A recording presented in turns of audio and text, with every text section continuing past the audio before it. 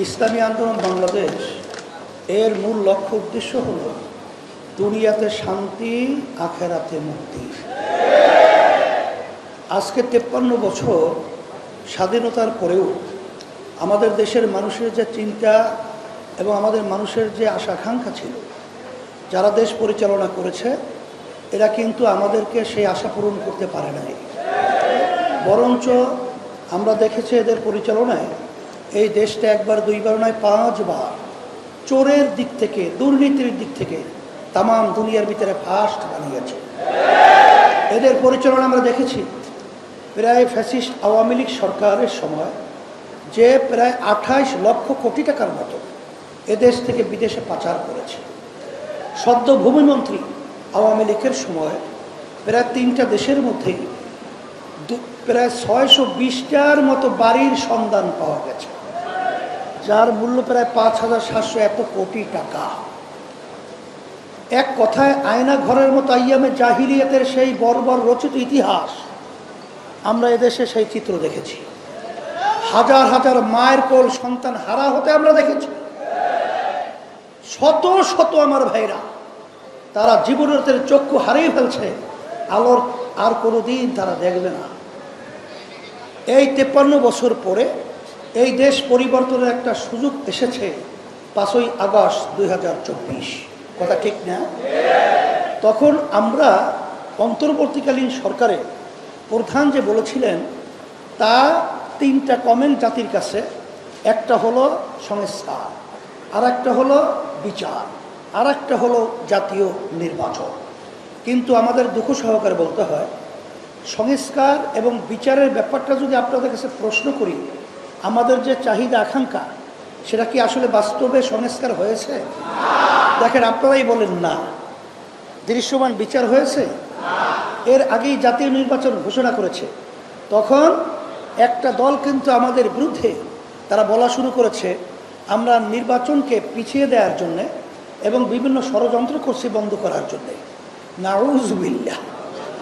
আমরা যদি এই বিচার সংস্কার আমরা পাই, তাইলে তো আপনি যদি ফেব্রুয়ারিতে না, ডিসেম্বর না, কালকে নির্বাচন দেন, আমাদের কোনো আপত্তি নেই। কিন্তু এতগুলো মানুষ জীবন দিল, এতগুলো মা সন্তান হারালো, এতগুলো মানুষ পঙ্গু হলো, এতগুলো মানুষ চক্ষু হারালো, তাদের একটা চেতনা নাই, তাদের একটা চাহিদা নাই যে এই দেশের মধ্যে মৌলিক রাষ্ট্রীয় সংস্কার হবে এবং খুনিদের বিচার হবে এবং টাকা পাচারকারীদের বিচার হবে। কিন্তু দুঃখ সহকারে বলতে হয়, যখন আমরা নির্বাচন পদ্ধতি 53 বছর যেভাবে দেখেছি, সেই নির্বাচনের পদ্ধতি আমরা কি দেখলাম? দিনের ভোট রাত্রের ভিতরে বাক্সে ঢুকানো। আমরা কি দেখলাম? সেন্টারকে দখল করে সাধারণ মানুষের ভোট দেওয়ার সুযোগটা দেয়া হয় নাই। এই পদ্ধতিতে যদি আবার নির্বাচন হয়, তাইলে আমাদের দেশের মৌলিক পরিবর্তন হয়। এই জন্যই তো আমরা বলেছি প্রায় 92টা মতো দেশে পিআর পদ্ধতি রয়েছে। অনেকে বিভিন্ন প্রশ্ন করে, নেপাল বিভিন্ন জায়গায় পিআর পদ্ধতি ভঙ্গুর সরকার তৈরি হয়। আমরা বলবো যে যারা পিআর অ্যাপ্লাই করেছে তারা এই পিআর থেকে কি কোনো দেশ ফিরে আসছে? আসে তো নাই। তাহলে তারা দেশের ভিতরে পিআর ব্যাপারে বুঝছে। এবং যেখানে নাই, এখন কিন্তু বিভিন্ন সংগ্রাম আন্দোলন চলছে পিআর নির্বাচন বাস্তবায়নের জন্য। ব্যাখ্যা যেহেতু আব্দুল আউয়াল সহ আমাদের ইমতিয়াজ ভাই সহ অনেক বক্তারা দিয়েছেন, আমি নতুনভাবে আর বাড়াতে চাই না। তবে আমরা কি চেয়েছি? এই জুলাইয়ের সনদ, নির্বাচিত সরকার আইনে বৈধতা দেবে না, নির্বাচনের আগেই জুলাইয়ের সনদকে বৈধতা দিতে হবে। আমরা কি বলেছি? জুলাই সনদের মধ্যে এই যে পিলখানায় যে হত্যা হলো, এই হত্যাটা পিলখানার সেই জুলাই সনদের ভিতরে আসতে হবে। আমরা কি বলেছি? শাপলা চত্বরে যে মানুষগুলো নির্মমভাবে হত্যা করেছে তাদের লিস্ট এবং তাদের সেই ইতিহাস জুলাই সনদের ভিতরে আসতে হবে। আচ্ছা, জুলাই সনদের ব্যাপারে যদি এখানে আইনি ভিত্তি বা স্বীকৃতি তৈরি না হয়, যারা জুলাই অভ্যুত্থানে আমরা রাস্তায় ছিলাম, বর্তমান সংবিধান অনুযায়ী যদি বিচার হয়, সেখানে কিন্তু এক পর্যায়ে ফাঁসি পর্যন্ত ওই আইনে লেখা আছে।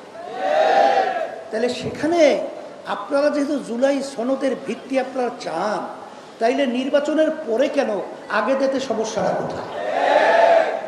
এটা দিতে হবে, এটা আমাদের দাবি, অযৌক্তিক না, যৌক্তিক দাবি। এখন আমাদের বিরুদ্ধে আজকে দুঃখ সহকারে বলতে হয়, এনি সাহেব বিএনপি সে আজকে বক্তব্য রেখেছেন অত্যন্ত আপত্তিকর।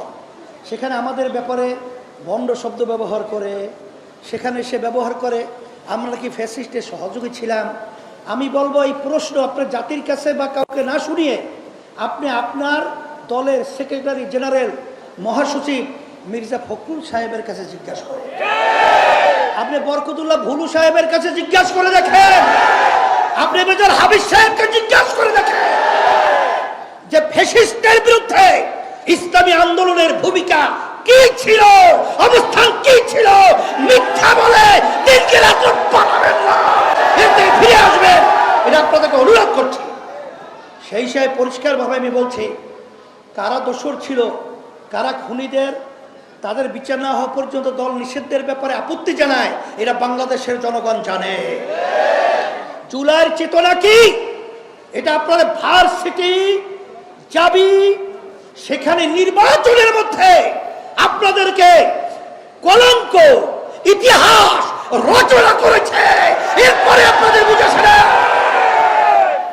এই জন্য আমি বলবো, যদি এখন আপনাদের এই বক্তব্য থেকে, যদি আপনাদের এই মন মানসিকতা থেকে এখনো যদি ফিরে না আসেন, আর কতদিন মায়ের কোল খালি হবে, আর কতদিন আমাদের দেশের টাকা বিদেশে পাচার হবে, আর কতদিন এই মানুষ লক্ষ লক্ষ মিথ্যা কেসের মাধ্যমে তাদের সংসার ধ্বংস হবে, এটা বাংলাদেশের জনগণ দেখতে চায় না। এর পরিবর্তনের জন্যই আমরা আওয়ামী লীগ দেখেছি, বিএনপি দেখেছি, আমরা জাতীয় পার্টি দেখেছি, কিন্তু আমরা ইসলাম দেখি নাই।